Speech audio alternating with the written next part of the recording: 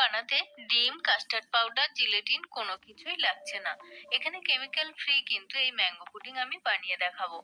By the way, আমি সুচি, আপনারা দেখছেন সুচি রান্নাঘর। উপকরণ হিসাবে আমি 500 গ্রাম লিকুইড দুধ নিয়েছি, কর্নফ্লাওয়ার আর চিনি নিয়েছি। এখানে 7 পিস আম নিয়েছি, আপনাদের প্রয়োজন মতো কম বেশি বাড়িয়ে নিতে পারেন।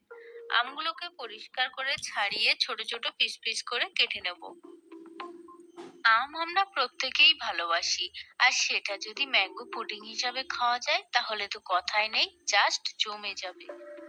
দেখুন আমগুলো আমার কাটা হয়ে গেছে, এবার মিক্সিতে দিয়ে কিন্তু একটা পেস্ট বানিয়ে নেব।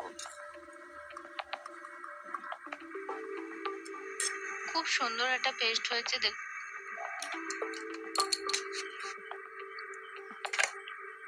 কতটা সুন্দর হয়েছে দেখুন। অন্যদিকে কড়াইয়ে খুব অল্প জল দিয়ে দুধটা আমি জাল দিয়ে নেব। দেখুন এখানে আমি 500 গ্রাম দুধ ঠিক তার হাফ ভাগ বানিয়ে নেব, মানে 250 মতো বানিয়ে নেব। এর থেকে আমি ঠিক 100 গ্রাম কিন্তু দুধ তুলে রাখবো, এই দুধটা আমার পরে কাজে লাগবে। সেজন্য এর থেকে ঠিক 100 গ্রাম দুধ আমি তুলে নিচ্ছি। বাকি দুধটা আমি জাল দিয়ে নেব। বাকি দুধটা আমার জাল দেওয়া হয়ে গেছে। আমের যে পেস্ট বানিয়ে রেখেছিলাম সেটা দুধের মধ্যে দিয়ে ভালোভাবে মিক্সড করে নেব। কোনো গরম অবস্থায় কিন্তু এই আমের পাল্পটা দেওয়া যাবে না, তাহলে কিন্তু ভালো হবে না। ঠিক এই অবস্থায় ভালোভাবে মিশ্রণটা বানিয়ে নিতে হবে। এবার গ্যাসটা অন করে মিডিয়াম টু লো হিটে রাখতে হবে। অন্যদিকে বাটিতে যে দুধটা আমি তুলে রেখেছিলাম এর মধ্যে ঠিক অল্প অল্প করে কর্নফ্লাওয়ার দিয়ে একটা মিশ্রণ বানিয়ে নেব। এখানে আমি 4 চামচের মতো কর্নফ্লাওয়ার দিয়েছি, পরিমাণ বুঝেই কিন্তু এটা দিতে হবে। আমের মিশ্রণের মধ্যে খুব অল্প পরিমাণ চিনি দিয়েছি, ঠিক 2 চামচের মতো চিনি। এমনি পাকা আম মিষ্টি হয়, সেজন্য খুব একটা বেশি মিষ্টির প্রয়োজন নেই।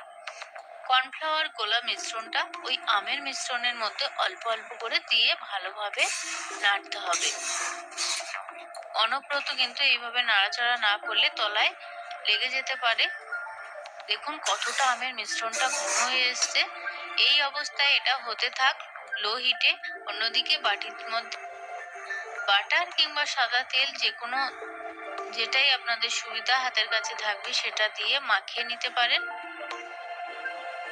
যে পাত্রে আমের মিশ্রণটা ঢালা হবে, দেখুন আমি মাখিয়ে নিয়েছি। এবার গরম অবস্থায় কিন্তু আমি একে একে বাটির মধ্যে দিয়ে দেবো।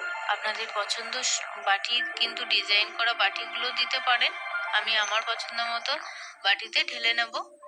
একেবারে ফুল ফুল দিতে হবে, তাহলে পুডিং এর যে শেপটা খুব সুন্দর আসবে। দেখুন কতটা হয়েছিল, আর এখন 2 বাটিও হচ্ছে না ঠিকঠাক। মানে মিশ্রণটা এমন ভাবে রেডি করতে হবে, খুব পাতলাও না আবার খুব গাঢ় না। ঠিক এই অবস্থায় নর্মাল টেম্পারেচারে 5 থেকে 6 ঘন্টা রাখার পর কতটা সুন্দর বসে গেছে দেখুন পুডিংটা।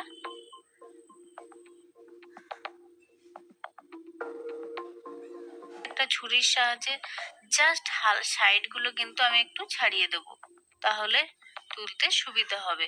আলতো ভাবে করতে হবে, কোনো রকম ভাবে কেটে যেন না যায়। দেখুন কতটা সুন্দর হয়েছে, তুলে দেখাচ্ছি।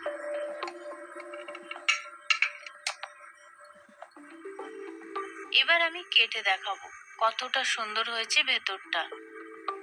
উপর থেকে কিন্তু আমি পুদিনা পাতা আর 1 চামচ মধু দিয়ে এটাকে সার্ভ করে দেখাবো। কতটা সুন্দর হয়েছে দেখুন।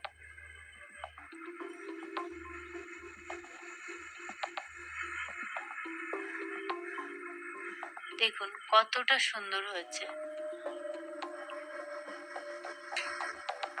কি দেখলেন তো, খুব সহজেই কিন্তু বাড়িতে বানিয়ে নেওয়া যায়। কোন রকম কেমিক্যাল ছাড়াই কিন্তু এটা তৈরি করেছি। আপনারাও পারবেন। অবশ্যই চ্যানেলটিকে সাবস্ক্রাইব করে